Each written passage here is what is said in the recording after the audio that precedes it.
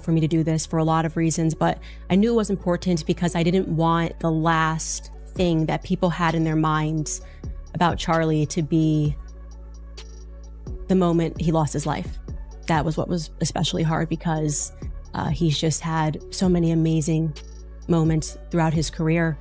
And as I was saying, I was having this discussion with George this morning, obviously through a lot of tears, about not wanting Charlie's caricature to survive when the actual Charlie Kirk individual, who Charlie Kirk actually is so much more important. The caricature, the cartoon, is that Charlie's this young, smart guy, made a career out of debating college kids, decided not to go to college, started Turning Point USA. And I think a lot of people thought that Charlie must take himself a bit too seriously. And I want you guys to know that that could not be further from the truth. Charlie and me were always laughing. Yes, he was ambitious. Everybody knows Charlie is ambitious. I met him back in 2017 when Turning Point was this very young organization. Okay, so we're receiving so much information. We have the exclusive for you on the mysterious trans boyfriend's family, what they have told us about Lance Twiggs. Obviously, we're going to go over this indictment. This kind of came up in the umpteenth hour. I'm going to tell you my honest opinion on it. There's more going on here. Very clearly, there's more going on here. Candace Owens didn't leak screenshots. She didn't drop voice memos or expose some big file. She just made one quiet statement online, and it sent a ripple through everyone tied to TPUSA. She said, "When I saw what was written about me in those private chats, everything made sense." That was it. No context, no follow-up, and yet people behind the scenes reportedly reacted like something had been exposed. Old threads suddenly disappeared, internal message logs stopped syncing, and people close to the media team say certain conversations were wiped before they could be archived. That's when speculation started forming. If nothing serious was said, why did things start getting quietly deleted the moment she referenced private messages tied to Charlie Kirk and donor circles? It wasn't loud. It wasn't public. It was the kind of silence that makes you feel like something just got buried. And hey, if you're enjoying this, please help me hit my goal of 1,000 subscribers. It would be greatly appreciated. Charlie writes in this group chat, just lost another huge Jewish donor. $2 million a year because we won't cancel Tucker. I'm thinking of inviting Candace. Somebody writes, "Ugh, I cannot and will not be bullied like this," leaving me no choice but to leave the pro-Israel. Turning Point USA spokesman Andrew Colvett and producer of the Charlie Kirk Show, Blake Neff, are addressing leaked text messages that podcaster Candace Owens revealed to her audience recently. And I just want to address it head on because, that was a screen grab that I had shared with people. So it is authentic. And I want to go into it because I actually am really excited that the truth is out there. I first want to say the reason I didn't share that screen grab publicly is because it was a private exchange, and I felt like it didn't necessarily comport with things that were already public. I wanted to not betray my friends' trust in that way. The moment that post went up, people who were familiar with internal TPUSA group chats felt something shift. It wasn't the kind of drama where everyone starts tweeting back and forth. It was the opposite. Things got quiet. Too quiet. Sources close to the staff say that after Candace referenced those private messages, people started checking old threads, almost like they wanted to see what she might have seen. And within hours, those same chats were no longer visible to certain members who swore they were in them just days before. No big announcement, no chat deleted alert, just gone. And here's where things get interesting. The people who stayed silent weren't random staffers. It was the ones closest to the donor communication channels, the ones who would have known exactly what was said about Candace when decisions were allegedly being made about who to distance from and who to quietly push out of the conversation. Nobody addressed it publicly, not Charlie, not the media wing, just a sudden shift in tone, like everyone had been told the same thing without anyone ever saying it out loud. Do not bring this up. Pretend nothing happened. And that's what made people start wondering what was in those messages that made silence seem safer than explaining anything. Normally, when there's even a hint of controversy around TPUSA, someone steps forward fast. A tweet goes out, a clarification, a quote on a podcast to shut things down. But this time, nothing. Charlie Kirk, who is usually quick to address narratives head-on, didn't say a word. No denial, no, this is taken out of context, just complete radio silence. And that silence didn't calm things down. It made everything feel intentional, like someone had decided that acknowledging it would only make it worse. People started watching closely. Every post, every live stream, every segment, waiting to see if he'd even hint at it. But he didn't. And while the public side stayed quiet, the back end of media channels reportedly started shifting. Certain discussion topics were no longer being greenlit. Mentions of Candace were noticeably avoided, even in conversations where her name normally would have come up naturally. And here's the thing. When someone is falsely accused or misrepresented, they usually want to clear the air. But when there's something in writing that you don't want circulating, silence becomes a strategy. It wasn't just silence. It was controlled silence. The kind that feels less like someone ignoring Dama and more like someone waiting out a storm, hoping the messages people are talking about never see daylight. Long before Candace made that post, there were quiet conversations happening in circles most people never hear about. One of them allegedly took place during a private gathering in the Hamptons. Not an official event, not a broadcasted donor dinner, more like a curated guest list of people who didn't need name tags. According to people who claim to have knowledge of that night, Candace's name came up in a way that felt strategic. Not angry, not emotional, just cold, calculated. Like a decision was being discussed rather than an opinion shared. The rumored line that started circulating afterward was this: don't invite her. She disrupts alignment. It wasn't some explosive insult. It wasn't dramatic. If anything, it sounded like someone managing a brand rather than dealing with a person. But that tone, that detached, almost corporate phrasing, is what made people believe this wasn't personal. It was directional. And that word, alignment, kept being repeated in whispered recaps of that night. Alignment was donors. Alignment was messaging. Alignment with the people who keep the machine running. Which sparked a new theory. If this was about alignment, then maybe the private chats weren't just gossip. Maybe they were instructions. And that takes us back to the messages Candace hinted at, because if those threads were tied to donor influence, it would explain why certain conversations were allegedly erased the moment she acknowledged seeing them. In the weeks following that Hamptons gathering, people around Charlie Kirk started noticing a subtle change. He didn't distance himself loudly. He did it quietly, the same way high-level operators do when they're adjusting strategy without signaling it. Certain individuals who were regularly involved in media pushes suddenly weren't being CC'd on group correspondence anymore. Candace, who was once heavily featured in collaborative messaging, was slowly being mentioned less and less. It wasn't a cutoff, it was a fade-out.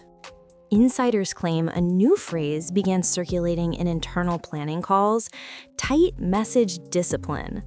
On the surface, it sounds like normal media strategy, but when people are suddenly removed from conversations under that same phrase, it starts to feel like a soft lockout. And here's what made people pay attention. The timing matched perfectly with what Candace implied she saw. Almost like someone read those private messages, looked at the names involved, and began adjusting who should be close to the core and who should be slowly pushed to the perimeter. Charlie didn't make a scene. He didn't post cryptic things online. He just narrowed who had access to him. And those around him followed that energy, almost like a silent memo had gone out without a single word being sent. That's when people started saying something had already been decided before the public even knew there was tension. Not long after that quiet shift in tone, people who were part of long-standing group chats started noticing something strange. Certain threads just weren't there anymore. Not deleted by a visible admin, not closed with a conversation ended notice, just erased, like they had never existed. A few insiders claimed they went back to search old messages to get context, maybe to reread what had been said during those alignment talks, and found blank space where entire sections of conversations used to be. No trace, not even a ghost message saying something had been removed. Now, normally, when someone deletes a chat or clears a log, platforms leave a mark. There's a system message, a timestamp, a record.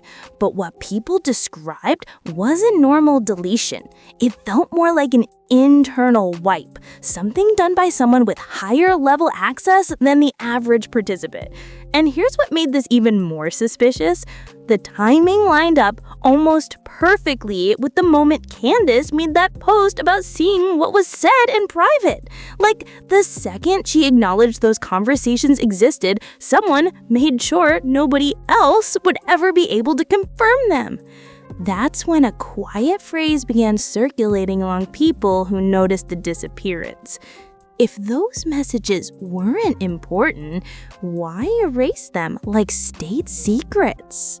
After those threads reportedly vanished, people close to the media structure around Charlie Kirk noticed something even more telling.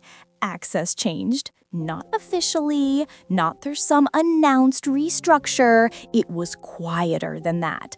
People who usually had the freedom to speak on certain topics suddenly had to get clearance before going on air or posting clips.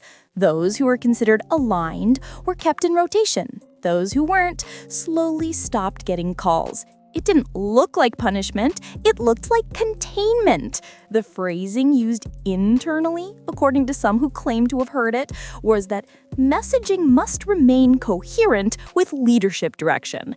And that's where everything suddenly connected for people watching this play out, because that exact language matched the rumored tone of the private messages Candace referenced. The theory began to spread. If Charlie Kirk truly sent a message about keeping certain voices out for the sake of alignment, and those same voices were now being phased out quietly, then the messages weren't just talk, they were direction. And here's where it gets even more interesting. Despite being one of the biggest names associated with TPUSA, Candace was no longer being looped into strategic pushes. No official fallout, no dramatic split, just a cool, calculated shift in who was considered inside. It wasn't a fight, it was a reroute. Out of everything that's been whispered about these alleged messages, one line keeps resurfacing. Not confirmed, not shown, just repeated quietly by those who claim to have seen it before it vanished. Free agents disrupt alignment. That phrase, free agents, was instantly associated with Candace, because if there's one thing she's known for, it's operating with her own voice, not waiting for permission. She's never been someone who checks in to see if her stance matches a donor deck or an approved slogan. And that independence, according to the rumor, was exactly what this private message thread was addressing. The tone wasn't angry, it wasn't dramatic, it was administrative, almost corporate.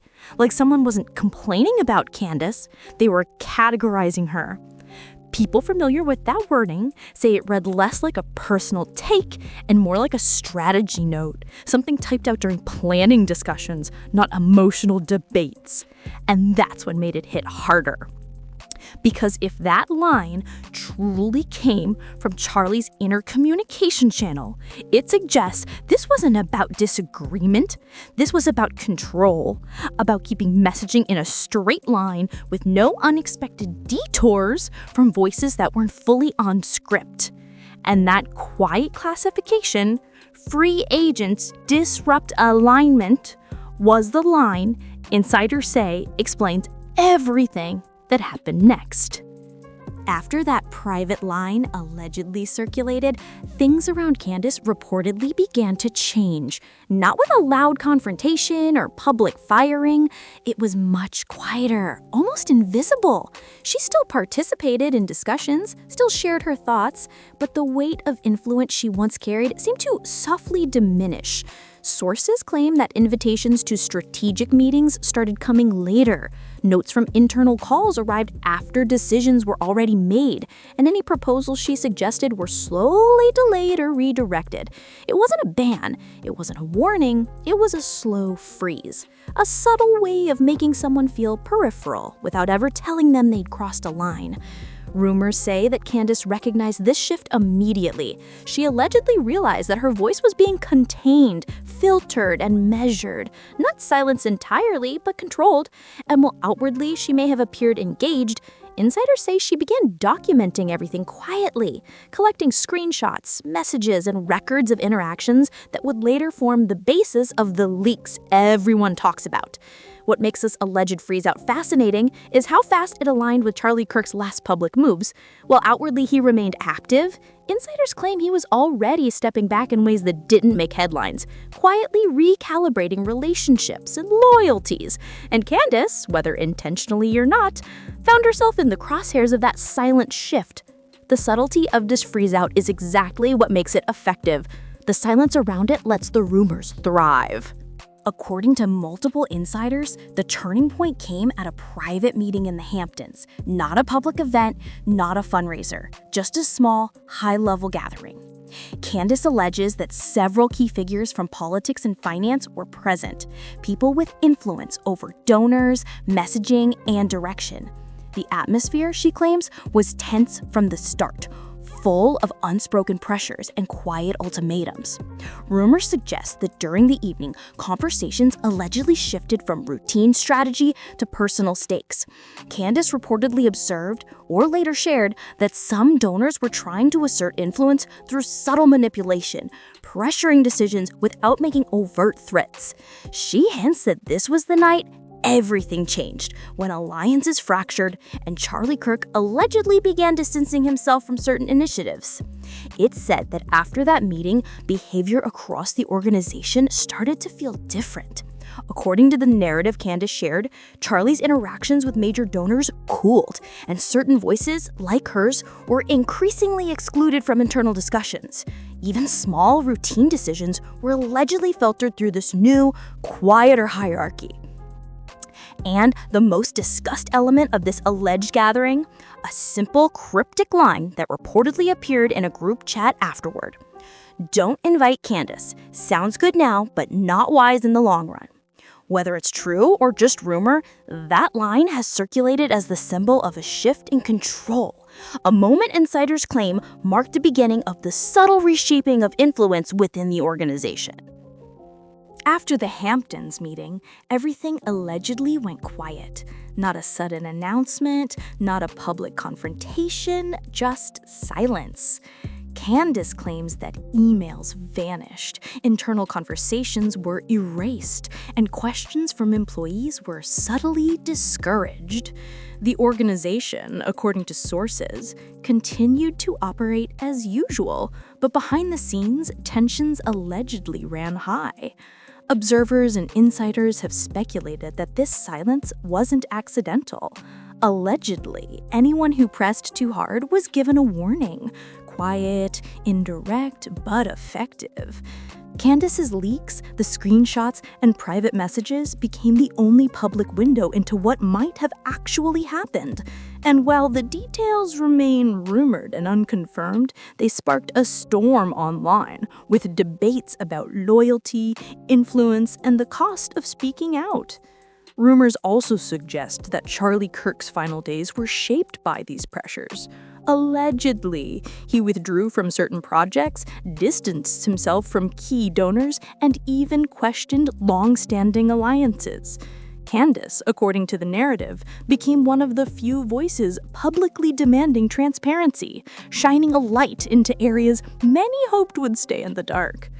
As for what comes next, the story remains unresolved. The alleged evidence is still out there, and questions continue to pile up.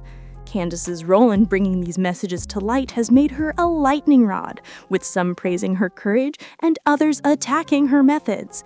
Either way, it's clear that the interplay of power, silence, and rumor has reshaped the narrative, and the conversation is far from over. And as always, if you're enjoying this, please help me hit my goal of 1,000 subscribers. It would be greatly appreciated.